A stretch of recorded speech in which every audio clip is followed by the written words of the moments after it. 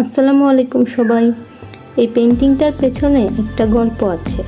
এই পেন্টিংটা আরও 1 বছর আগে আমি ট্রাই করতে গেছিলাম, কিন্তু তখন খুব ভালো পেন্টিং করতে পারতাম না। পেন্টিংটা দেখতে ঠিক এইরকম হয়েছিল, আর এখন 1 বছর পরে এসে মনে হলো আবার ট্রাই করা যাক। কিন্তু আমার কাছে মিডিয়াম সাইজের কোনো ক্যানভাসই ছিল না।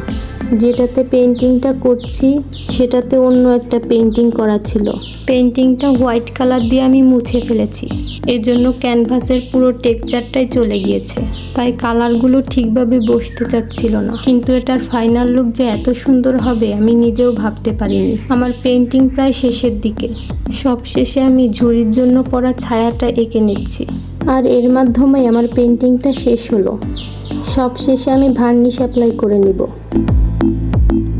আর এই হচ্ছে আমার পেন্টিংয়ের ফাইনাল লুক।